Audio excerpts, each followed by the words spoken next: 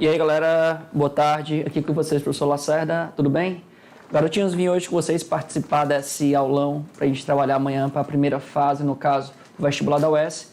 Venho trabalhar hoje com vocês na parte de Química, tá? Trazendo dois temas muito bem abordados nessa prova de Química, principalmente na prova de primeira fase, que ela contempla normalmente questões na parte de Bioquímica e questões na parte de Inorgânica. Então, eu vou trabalhar com vocês duas questõezinhas, um de cada tema, no caso, para amanhã estar afiado, no caso, para começar essa prova aí com o pé direito, tá?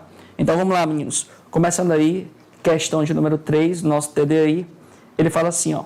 As macromoléculas representadas pelas fórmulas estruturais 1 e 2 são unidades que compõem macromoléculas presentes no sistema biológico. Então, olha a informação que ele deu no texto para você, tá? Ele diz que essas moléculas aí, elas vão formar macromoléculas, ou seja, moléculas maiores com mais complexidade, né? Então, essas moléculas aí, diga-se de passagem, são estruturas menores, o que a gente chama normalmente de monômeros. Então, a gente utiliza essas estruturas menores, esses monômeros, para formar macromoléculas chamadas de polímeros. Na bioquímica isso é muito comum para a gente, tá? Então vamos discutir alguns compostos aí. Nesse primeiro composto que ele coloca para a gente, a molécula número 1, você verifica uma estrutura com a seguinte estrutura. Então, questão aí número 3 para a gente. Questão número 3, ele coloca uma estruturazinha assim para a gente. Ó. Representando aqui para a gente aqui rapidinho a estrutura do composto. Eu vou discutir algumas coisinhas com vocês rapidinho sobre a cadeia dele, porque normalmente a UES tem cobrado demais essas partezinhas da gente, tá? Então aqui pra gente, estruturazinha dele, mais a hidroxila. Pronto. Então aqui, meninos, essa cadeiazinha que a questão traz pra gente, ela é o que, Lacerda? O que ela traz pra gente de informações importantes? Primeira informação importante sobre essa cadeia é o seguinte, meninos. Verifique a presença de várias hidroxilas na cadeia do composto. Então, você consegue verificar diversas hidroxilas. Lembra que essa hidroxila, no caso, na química orgânica, quando você tem a hidroxila ligada a um carbono, que ele só tem ligações simples, isso caracteriza a função de um álcool. Aqui na extremidade do composto, no caso, você tem um outro pedacinho importante para a gente, que é uma carbonila, mas que essa carbonilazinha está ligada ao hidrogênio. Carbonila ligada ao hidrogênio, você caracteriza uma função orgânica chamada de aldeído. Então, esse composto em questão, da molécula número 1, você tem vários álcoois e um grupamento aldeído. Se você tem vários álcoois na cadeia ou vários grupos hidroxi na cadeia, esse composto você pode chamá-lo, no caso, de polihidroxi. Aí ele tem uma função que é um aldeído. Então, ele é um polihidroxialdeído. Esse polihidroxialdeído, você pode estar se perguntando, lá sai dessa cadeia aí. O que é ela, na verdade? O polihidroxialdeído, ou também poderia ser, no caso, uma outra função aqui, um polihidroxicetona. Caracteriza um grupo de compostos bem importantes para a gente na bioquímica, que são os compostos, no caso, chamados de açúcares. Então, os açúcares, na verdade, eles são chamados de polihidroxialdeído ou polihidroxicetonas. Então, existem duas formas de açúcares. Então, se lá na prova aparecer uma cadeiazinha para você, com vários álcoois na cadeia, e também uma função aldeído ou uma função cetona como função diferenciadora, lembra, Lacerda falou para você que isso caracteriza um açúcar. Esses açúcares, normalmente, eles se aglomeram para formar estruturas maiores, no caso, por exemplo, uma celulose, por exemplo, um amido, tá? Já o segundo composto em questão para a gente, o segundo composto, já é uma cadeiazinha menor para ele, né? Ele aparece assim para a gente, ó. Carbonilazinha, uma hidroxila, um grupamentozinho NH2, que é um grupamento amino. Aqui para a gente o hidrogênio. Aí lá para cima ele coloca uma partezinha assim para a gente, ó. NH2. Esse composto aí, no caso, também de suma importância para a gente, que a gente tem que lembrar também da estruturazinha dele, bem batido nas provas, ele traz na cadeia dele, galerinha, dois pedacinhos marcantes para a gente. Primeiro pedacinho marcante, eu tenho uma carbonila ligada a uma hidroxila. Essa carbonila ligada à hidroxila, ela caracteriza para a gente uma função orgânica chamada de ácido carboxílico. Então, você tem um ácido na cadeia do composto. E além de ter um ácido na cadeia do composto, você tem uma outra função orgânica, que seria, no caso, o nitrogênio ligado a um carbono com ligações simples, que caracteriza uma função de uma amina. Então, esse composto em si, ele tem uma amina e tem um ácido. Então, você caracteriza esse composto como um aminoácido. Os aminoácidos, garotinhos, são espécies químicas que participam, no caso, da formação de macromoléculas de extrema importância chamadas de proteínas. Então, você pega vários aminoácidos desses, sai juntando esses aminoácidos para formar essas moléculas maiores chamadas de proteínas. As proteínas, meninas, elas são formadas por cerca de 20 tipos de aminoácidos diferentes, que eles vão se combinando ali nos ribossomos e formando essas moléculas gigantescas. Sempre que você vê na função orgânica a função ácido carboxílico e a função amino, lembra que isso aqui corresponde a um aminoácido. Então aí, primeira molécula para a gente, no caso, um açúcar, segunda molécula, no caso, para a gente, um aminoácido.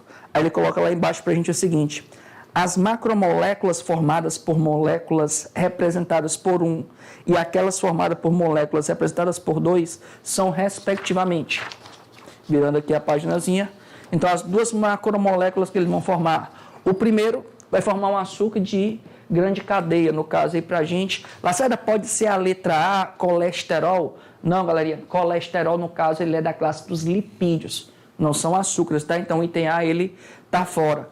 Item B e item C também estão fora, porque item B e item C, você tem a espécie dos triglicerídeos. E triglicerídeos, galera, também são no grupo dos lipídios, tá? Então, também estão fora. O que sobra para a gente, no caso, o item D. O item D é a primeira opção, no caso, o amido, que é um açúcar de cadeia gigante formado por estruturas menores, no caso, de açúcares menores, como por exemplo, essa glicose. E nós temos também a segunda estrutura, uma proteína, uma macromolécula formada pela junção de aminoácidos. Então, para a gente, resposta da primeira questão, item D de dado.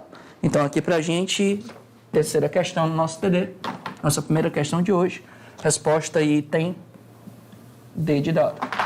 Então, primeira questão, batida com vocês. Antes de a gente passar para a segunda questão, detalhezinho, tá? Puxa um setinho no teu TD aí e coloca uma informaçãozinha importante também para essa prova da gente. Lacerda, tu não falou no caso de lipídios, mas eu quero falar um pouquinho no caso sobre os lipídios para vocês. Eu falei para você que os açúcares, você tem vários álcoois e um grupo aldeído ou um grupo cetona. Falei para vocês que os aminoácidos têm um grupo amino e um grupo ácido. E lá certo os lipídios, que também são tão importantes para a gente para essa prova de US. Os lipídios, meninos, se eles aparecerem para vocês, lembre-se que eles são compostos chamados de ésteres. Então, esses ésteres de cadeias longas, tá? Umas cadeias bem jumentonas mesmo, esses lipídios, no caso, têm essa constituição de serem ésteres, beleza? Então, falou em lipídios, lembra de ésteres e lembra de cadeias gigantescas na sua constituição, beleza? Dito isso para vocês, a gente termina a terceira questão e a gente já pode começar, no caso, a nossa quarta questão. Na quarta questão, meninos, ele fala assim: o hidróxido de alumínio é um composto com várias aplicações biomédicas, tais como antiácido gástrico, antiperspirante, né, creme dental, emulsificante, adjuvante de bacterianas, né, e vacinas, e na purificação de água. Como antiácido, o hidróxido de alumínio reage neutralizando o ácido clorídrico estomacal, produzindo cloreto de alumínio e água, aumentando o pH e aliviando os sintomas da hiperacidez gástrica. A equação química que representa a ação do hidróxido de alumínio como antiácido é dada por... Galera, ele está falando da ação, no caso, dos importantes antiácidos que combatem, no caso, a exagerada, às vezes, acidez estomacal. Mas lembre-se, às vezes a questão fala de acidez estomacal e às vezes a gente não lembra qual o ácido presente no estômago. O ácido presente no estômago, no caso, é o ácido chamado de ácido clorídrico, ácido com forma HCl, que esse ácido ele é bem importante para o nosso estômago porque ele torna as condições estomacais favoráveis para a quebra de proteínas e formação de aminoácidos, no caso. Então, vai quebrar as proteínas em aminoácidos lá no nosso estômago. Então, é importante que o nosso estômago tenha, no caso, esse ácido, mas em quantidades favoráveis. Quando a quantidade extrapola, a pessoa começa a sentir essa acidez estomacal. E o que a gente utiliza, no caso, para combater essa acidez estomacal, certo? A gente vai utilizar alguma substância de natureza básica, tá? A gente vai tomar alguma coisa de natureza básica para combater, no caso, esse ácido. A questão fala aí para a gente da substância utilizada como antiácido, no caso, a substância do hidróxido de alumínio. Então, vamos discutir um pouquinho para vocês essa reação entre essas espécies. Apagando aqui para vocês rapidinho, para a gente construir esse raciocínio. E vou colocar para vocês uma discussãozinha aqui bem rapidinho, para mostrar para vocês as espécies de um ácido, as espécies de uma base, sais e também óxidos, tá? Então aqui rapidinho aqui para a gente, questão de número 4, aqui para a gente, questão de número 4, começando aqui para vocês. Lá certas vezes eu tenho uma certa dificuldade de reconhecer quando o cara é um ácido, ou quando o cara é uma base, ou mesmo quando ele é um sal, ou quando ele é um óxido. Como é que eu posso, Lacerda, digamos assim, aprender a diferenciar essas substâncias? Deixa eu colocar as 4 substâncias para você aqui rapidinho. A substância, por exemplo, como HCl, a substância, por exemplo, como NaOH, a substância, por exemplo, como o NaCl e a substância como, por exemplo, CaO. As 4 substâncias que eu coloquei aqui para vocês, com elas dá para a gente discutir o que é um ácido, o que é uma base, um sal e um óxido. Primeira substância para a gente, que já dá para a gente começar a lembrar, o HCl. Quando a gente fala das espécies químicas chamadas de ácidos, meninos, lá na inorgânica, os ácidos sempre têm frente, ó. Os ácidos que eu falo, os ácidos diarrênicos, claro, eles sempre têm esse hidrogêniozinho na frente. As bases diarrênicos, no caso, sempre tem essa hidroxilazinha no final. Só tem uma basinha que não tem isso, que é a amônia, né, que é o famoso NH3. Então, os ácidos normalmente são esse hidrogêniozinho na frente, a base, esse OHzinho no final. E o sal, Lacerda, o sal ele nem tem o hidrogênio na frente, ó, e ele nem tem o OH no final. Aí ele é um sal. Aí, Lacerda, e o óxido? O óxido, meninos, é um compostozinho binário, 2 tipos de elementos químicos, sendo que um dos elementos, obrigatoriamente, é o oxigênio.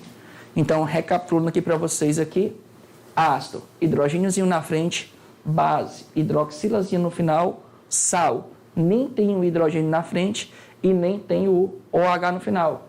E os óxidos, meninos, composto binário, no qual você sempre tem a espécie do oxigênio. Dito isso para vocês, reconhecidas as substâncias, vamos lá para a nossa questão.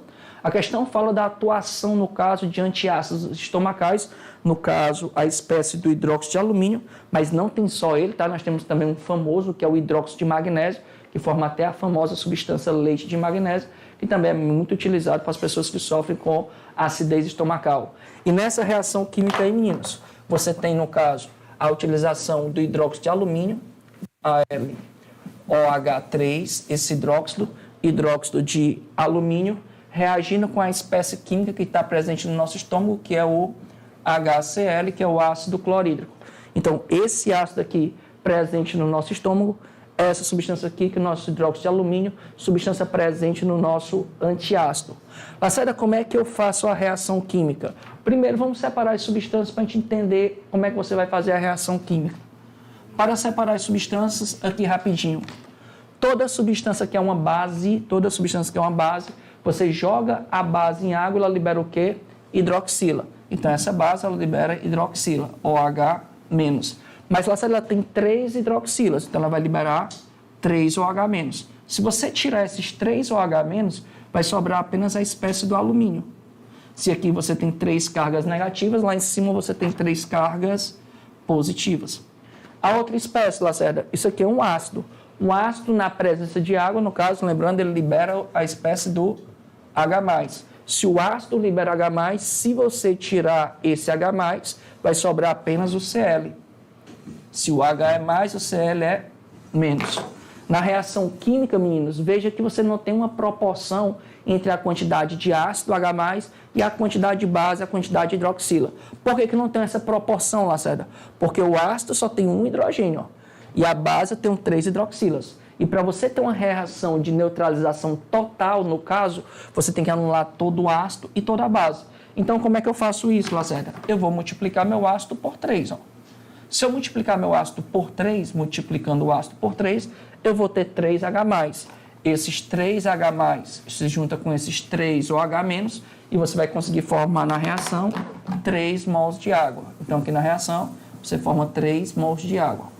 E além de formar esses 3 mols de água, você tem a liberação ainda do íon alumínio 3+, e cloro 1-.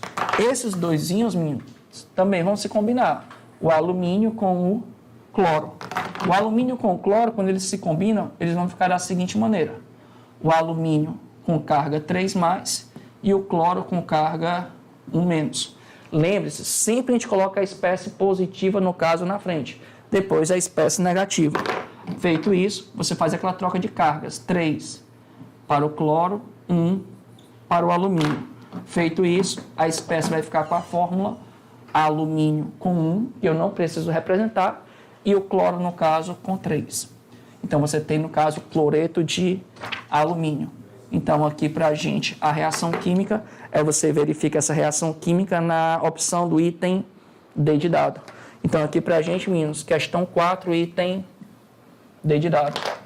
Galerinha, obrigado por hoje, né? Obrigado por essa grande participação de hoje, digamos assim, nesse apoio para vocês nessa hora tão importante para essa véspera de prova.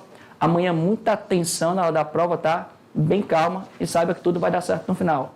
Tamo junto, pode contar com a gente, garotinhos. Valeu, valeu, valeu. Até a próxima. Tchau, tchau.